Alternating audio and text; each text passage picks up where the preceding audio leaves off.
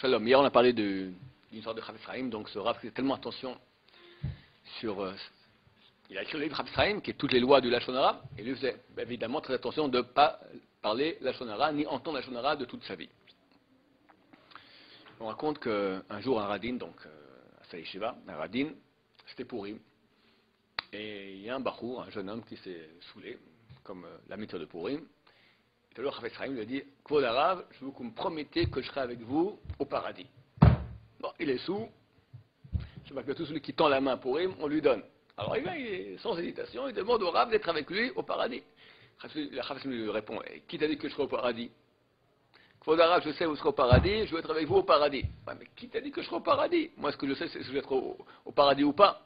Je ne sais pas. Kvod Harav, je vous demande, je ne vous lâcherai pas, c'est pour aujourd'hui, je vous me promettez que je serai avec vous au paradis. Comme ça pendant 2 heures. Et alors à chaque fois il répond, mais qui a dit que je serai au paradis? Comment je peux te promettre une chose que je ne sais pas si j'ai... À la fin, il veut attendre de la faire mincha. Et toute la yeshiva attend que le Rav arrive. Et il est en train de discuter. Et on s'en sort pas. Alors les personnes ont dit, oh, alors promettez-lui, c'est bon. Mais je ne peux pas lui promettre une chose que je peux pas, je ne sais pas si je serai au paradis. Comment je peux lui promettre une chose pareille? À la fin, il a dit, ok, j'ai une idée, écoute. Toute ma vie, j'ai fait attention de ne jamais parler la Lashon Hara et jamais écouter la Lashon Hara. Si tu prends sur toi de ne jamais parler la Lashon Hara et de jamais entendre la Lashon Hara, alors je te promets, tu seras au paradis. Je ne sais pas si avec moi, parce que je ne sais pas si j'y serai, mais au paradis, tu seras. Le type, aussi sous qu'il était, il a dit, mais je ne sais pas si je peux prendre sur moi une chose pareille.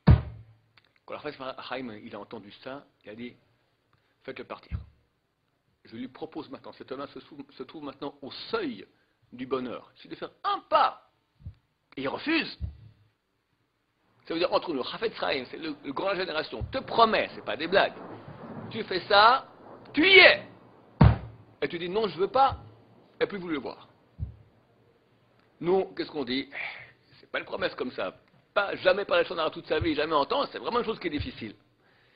Mais il faut comprendre, si le Chafetz Chaim n'a plus voulu le voir, c'est-à-dire que le Chafetz Chaim a compris que cet homme-là avait les capacités et que s'il prenait sur lui, alors il y aurait eu l'aide du ciel. Parce que quand on fait une décision de faire une chose, alors Dieu envoie rien que le fait de prendre une décision déjà, on crée des anges qui vont nous aider à faire cela. Si la décision elle est sincère, on crée des anges. Le Chafetz Chaim a été convaincu que s'il disait oui, il serait arrivé.